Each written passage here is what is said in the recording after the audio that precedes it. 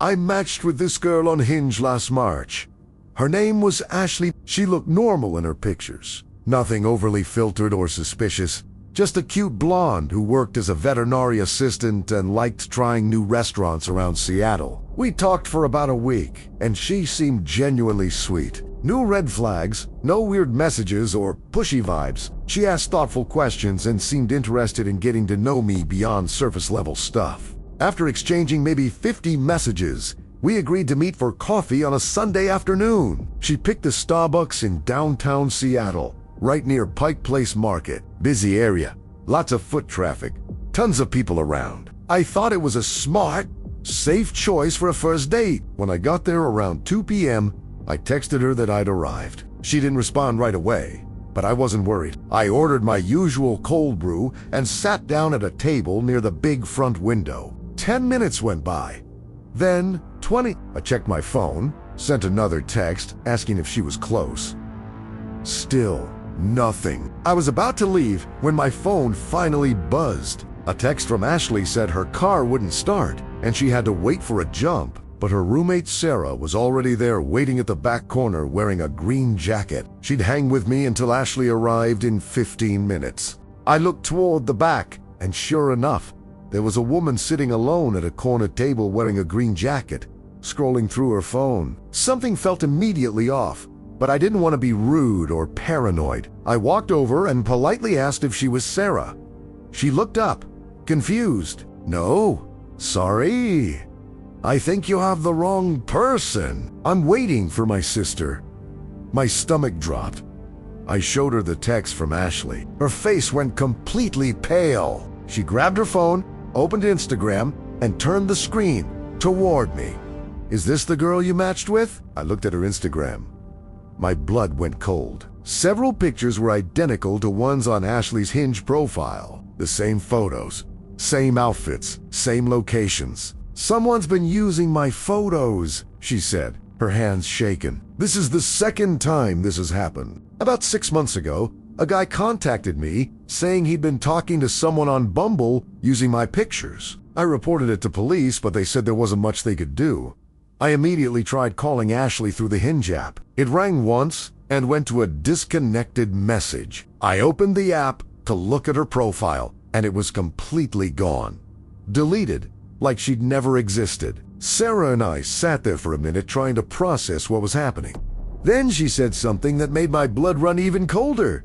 The guy who got catfished before told me that someone followed him home from the coffee shop. He noticed a car tailing him for like 20 minutes before he drove to a police station, and they finally left. I immediately looked around the Starbucks, really paying attention for the first time. That's when I saw him. Near the front door, sitting at a small table by himself, was a man in a black hoodie. No coffee, no phone, no laptop, nothing. He was just sitting there staring directly at our table. The moment we made eye contact, he stood up abruptly and walked straight out the door. I told Sarah I was leaving right now and strongly suggested she do the same.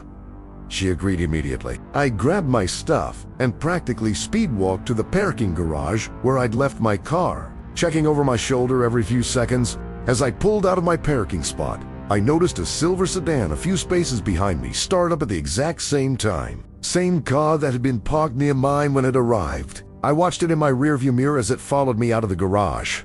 Then it followed me down the street.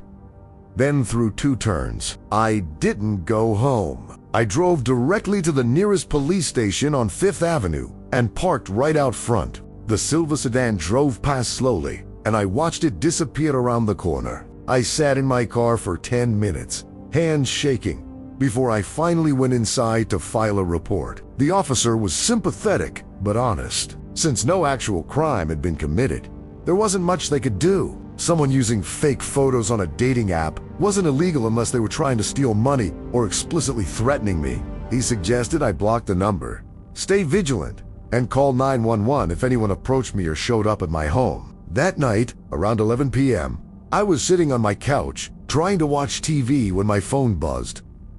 Text from an unknown number. When I opened it, my heart stopped. It was a photo of me from that afternoon, sitting at the table in Starbucks, taken from outside through the front window. The angle was from across the street. Someone had been watching the entire time. The message below the photo said, "You should have waited. I didn't sleep that night. I sat up with all my lights on, checking the locks on my doors and windows every 20 minutes. The next morning I got another text from a different number.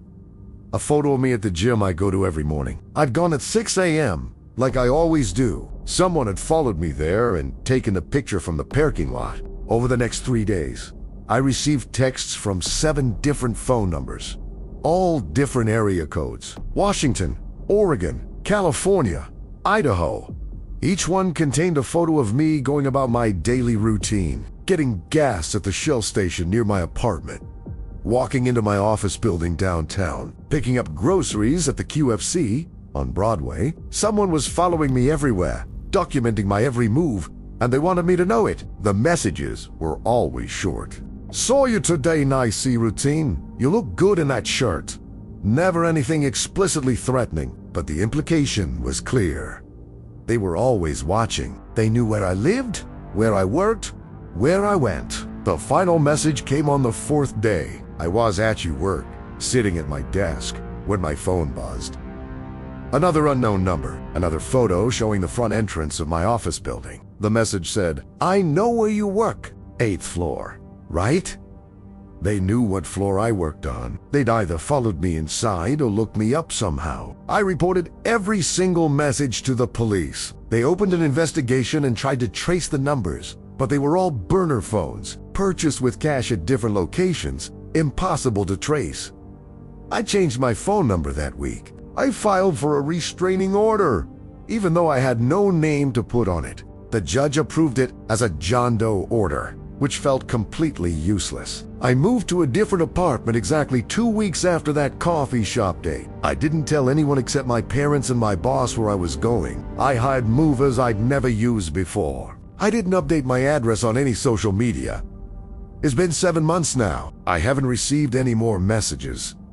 I haven't seen anyone following me, but I'm different now. I check my surroundings constantly. I vary my routine every single day. I never go to the same grocery store twice in a row. I switched gyms 3 times. I installed security cameras in my apartment and a doorbell camera. I deleted every dating app. I haven't been on a date since. The thought of meeting someone new, of trusting someone I met online, makes me physically ill, because somewhere out there, someone created an entire fake person just to lure me to a coffee shop. They used stolen photos, crafted a whole personality, spent a week gaining my trust, and when I didn't fall into whatever trap they'd set, they stalked me for days to punish me for it. I still don't know who Ashley really was. I don't know what they wanted, or what would have happened if I'd done what they asked. And honestly, I don't want to know. I'm just grateful I trusted my gut when something felt wrong. I met someone on Bumble last summer. Her name was Olivia, at least that's what her profile said. She was 27, worked as a nurse at a hospital in Portland, and had the kind of smile that made you want to know more about her. Her profile had photos in scrubs with a stethoscope, shots of her hiking at the Columbia River Gorge, and casual pictures at coffee shops around the city. We matched on a Thursday night. She messaged first, which the app requires women to do. She liked my profile and asked what I did for work. From there, we just clicked. We talked about everything. Our jobs, families, friends, what we wanted out of life, places we wanted to travel, favorite movies, and music. She told me she worked night shifts at the hospital, which explained why she was always texting me at 2 a.m. or 3 a.m. when most people were asleep. After about 2 weeks of messaging constantly, I suggested we meet up for dinner or drinks. She said she'd love to, but her schedule was absolutely insane. That week, she'd picked up extra shifts to cover for a coworker on vacation. Okay, totally fair. I understood. Healthcare workers have unpredictable schedules. I suggested the following week. She said she'd just been assigned to a special project at the hospital, taking up all her free time. Another week went by. I brought it up again. She said she was dealing with some family stuff and wasn't in the right headspace for a first date, but she really wanted to meet me soon. She just needed a little more time. This pattern continued for 6 weeks. Every single time I brought up meeting in person, she had a perfectly reasonable excuse. but she'd still text me every single day. Send me photos of her coffee from the hospital cafeteria. Tell me detailed stories about difficult patients or funny things her coworkers said. She'd ask about my day, remember little details, send me articles about things I was interested in it. She felt hey ow. I asked if we could FaceTime. She said her phone's front camera had been broken for weeks and she kept forgetting to get it fixed. I suggested a regular phone call then. She said she was really self-conscious about her voice, that it sounded weird to her on recordings and phone calls, and she preferred texting for now. Red flags were starting to pile up, but I'd been single for almost 2 years. I'd been on dozens of first dates that went nowhere. Olivia was the first person I'd connected with like this in a really long time. The conversations were easy and natural. She seemed genuinely interested in me, so I ignored my gut instinct that something was off. Finally, after 6 weeks of messaging, she agreed to meet me. She suggested a brewery near the hospital where she worked. Said she could meet me right after her shift ended on Saturday, 7 p.m. I was so excited I showed up 20 minutes early, wanting to make sure I got a good table. I texted her when I arrived and grabbed a seat at the bar. She responded right away. Just getting off my shift, heading to my car now. Be there in 10. 20 minutes went by. I sent another text. No rush, I'm at the bar. 5 more minutes. Then my phone buzzed. I'm so sorry. I'm stuck in the parking lot. My car won't start. I think it's the battery. Can you come help me? I'm in the back lot by the dumpsters near the loading dock. I stared at that message for a long moment, the back lot. By the dumpsters. Near the loading dock. Every single instinct I had was screaming that this was wrong. Why would she park back there instead of in the main lot? Why wouldn't she just call AAA or hospital security for help? I texted back, that sucks. I'm sorry. Why don't I call you an Uber and you can leave your car there? We can still hang out and you can deal with the car tomorrow. No response. I watched the 3 dots appear and disappear several times. 5 full minutes went by. Then finally, never mind. I got it started. Something was loose. Be inside in just a sec. I waited at the bar. 10 minutes pass. 15. 20. 30. I tried calling her through the Bumble app.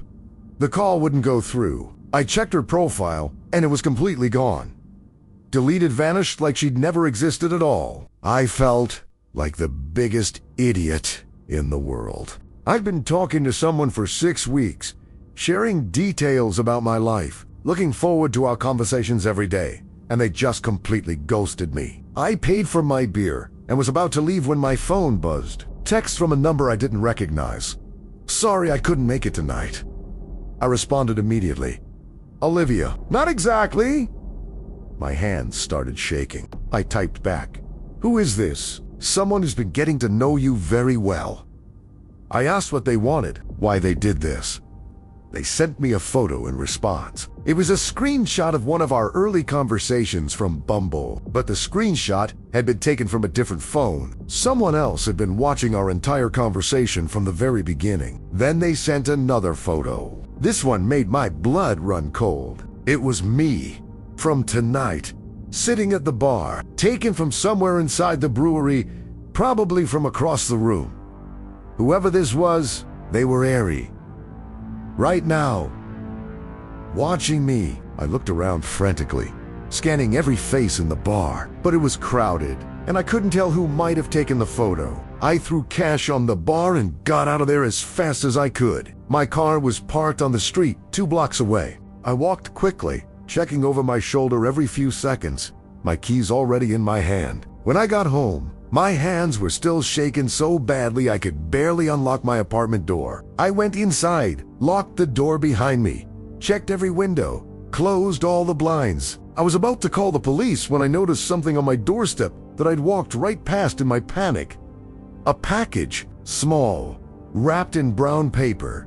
No return address. Just my name written on it in black marker. My full name, not the name I used on Bumble. My legal name that I'd never shared with Olivia. I stared at that package for 10 minutes before I convinced myself to open it. Inside was a flash drive and a printed note on plain white paper. De Noche said you should watch this.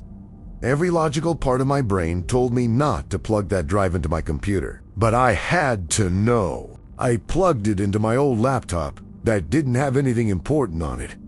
The drive contained a single video file. I clicked it. The video started playing and I thought I was going to be sick. It was footage of me in my apartment. Multiple clips edited together. Me sitting on my couch watching TV.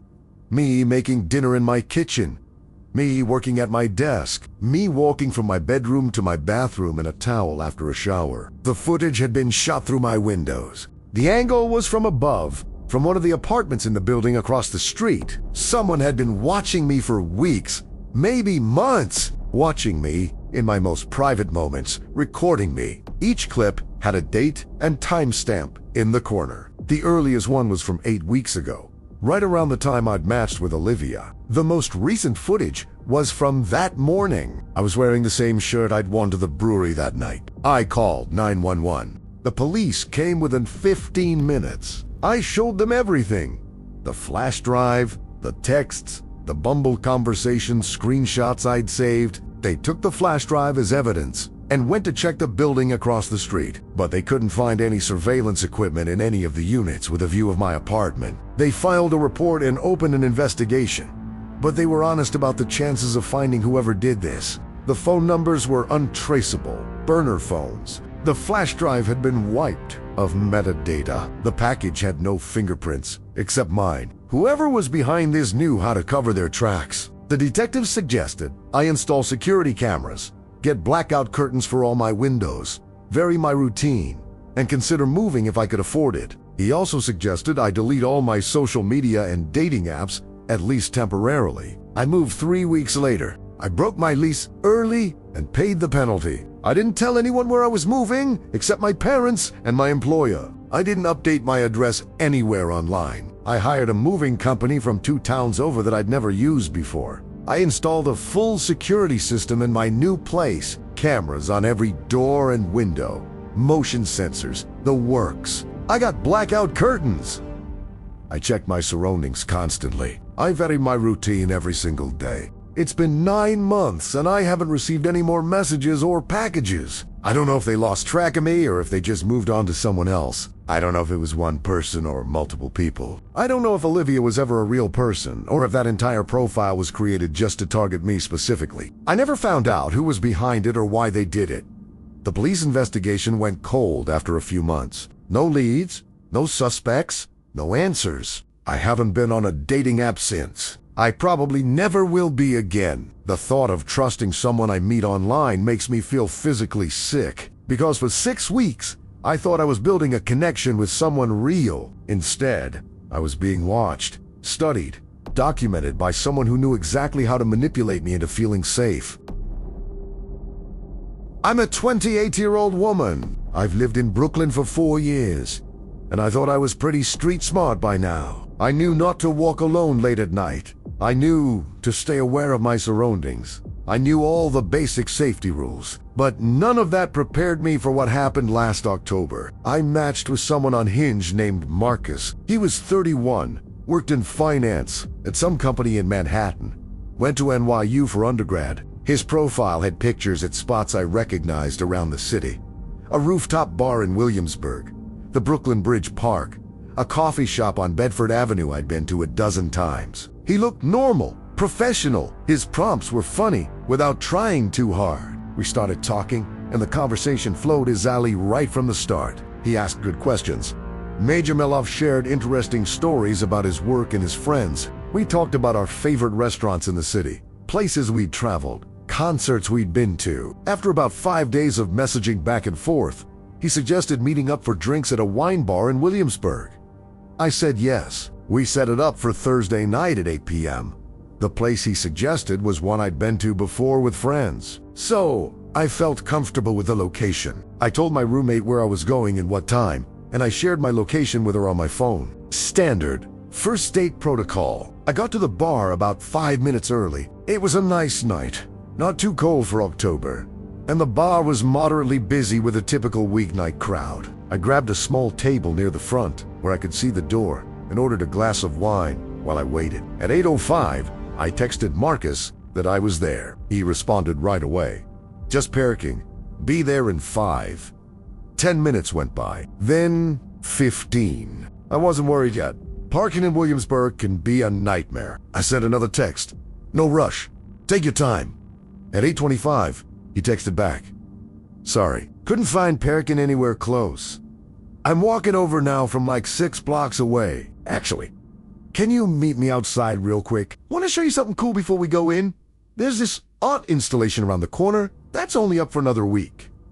I read that message 3 times. Something about it felt immediately wrong. Why would he want me to leave the bar before we'd even met? Why wouldn't we just go see the art installation after we'd had drinks and gotten to know each other a bit? But I also didn't want to seem paranoid or rude. What if there really was a cool art installation and he was just excited to show me? What if I was overthinking this and ruining a perfectly good date before it even started? I compromised.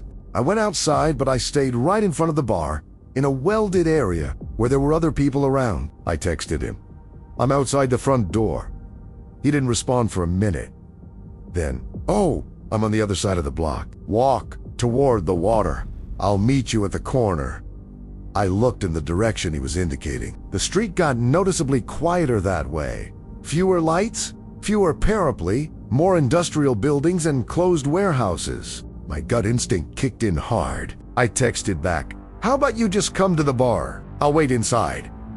Another minute of no response. Then, come on, it's literally just around the corner. Don't you trust me? LOL, that sentence made my decision for me. Asking, don't you trust me, when we'd literally never met in person was a massive red flag. I went back inside the bar, closed out my tab with the bartender, and told him I was leaving and why. He offered to walk me to my car, but I'd taken the subway. He said I could wait inside as long as I needed until my ride came. I opened Ubered and requested a ride. While I was waiting, I checked Hinge to see if Marcus had sent any messages through the app. His profile was completely gone.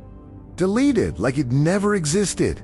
My stomach dropped. I looked around the bar nervously, wondering if he was actually inside somewhere watching me. My Uber was 3 minutes away. I kept my eyes on the map, watching the car get closer. When the Uber pulled up outside, I quickly walked out and got in, checking the license plate and driver's face against the app. As we pulled away from the curb, I looked out the back window. About half a block down, in the direction Marcus had wanted me to walk, there was a man standing alone on the sidewalk, just standing there, watching my car drive away. I couldn't see his face clearly from that distance, but something about the way he was standing, so still and focused, made my skin crawl. I took a screenshot of the Uber app showing my route and the time. When I got home, my roommate was already there.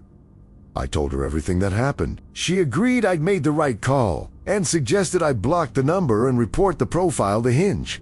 I blocked the number, but the profile was already gone, so there was nothing to report. I thought that was the end of it. A close call, a weird experience. A story to tell friends about why online dating was awful. But I was fine. Nothing had actually happened. 2 days later, on Saturday afternoon, I got a text from a number I didn't recognize. It was a photo of me from Thursday night, walking on the sidewalk outside the wine bar. Taken from across the street, the message below it said, "You were so close." I immediately called the police and filed a report. I gave them all the information I had.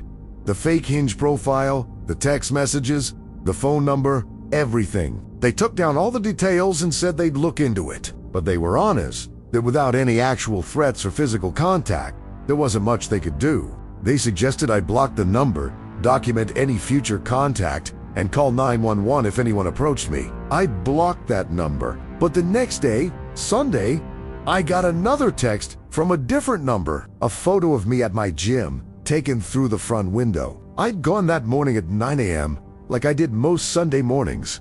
Someone had followed me there. Monday, another number. A photo of me waiting at my usual subway stop on my way to work. Tuesday, another number. A photo of me at the Trader Joe's near my apartment. Wednesday, another number. A photo of me at the coffee shop where I'd worked remotely that afternoon. Each time I blocked the number, A new one would text me within a day or two. Different area codes. New York, New Jersey, Connecticut, Pennsylvania, all with recent photos of me going about my normal routine. Whoever this was had been following me since the failed date, learning my schedule, documenting my movements. I filed another police report with each new message. I gave him all the phone numbers, all the photos. They tried to trace the numbers, but they were all burner phones, purchased with cash at different stores around the city. Impossible to connect to a real identity. The most disturbing message came 9 days after the wine bar incident. I was at home on a Friday night, trying to relax and watch a movie with my roommate. My phone buzzed. Another unknown number. I opened it and felt like I couldn't breathe. It was a photo taken from inside my apartment building's lobby. The shot showed the wall of mailboxes, and my mailbox was circled in red marker on the photo. The message said, 3C, that's you, right? That's my apartment number. They knew exactly where I lived. They'd been inside my building. I showed my roommate, and we immediately went to tell our landlord. We knocked on his door and showed him the photo. He checked the security camera footage from the lobby and found that someone had entered the building by tailgating behind another resident 3 different times over the past week. The person wore a baseball cap pulled low and kept their head down, so you couldn't see their face clearly, but you could see them walk to the mailboxes, look at the names, take photos with their phone, and leave. Building management sent out an email to all residents about not letting strangers into the building. My landlord also gave me permission to break my lease without penalty if I wanted to move.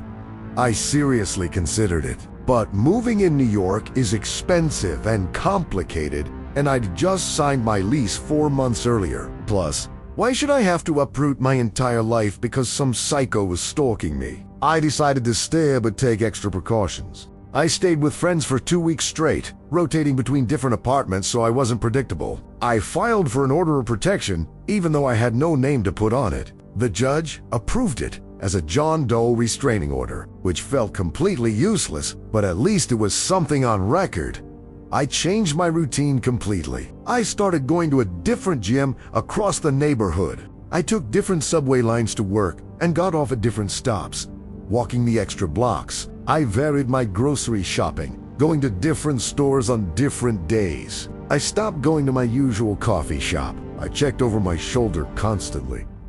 I never wore headphones outside anymore. Eventually, after about 3 weeks, the messages stopped. No more texts.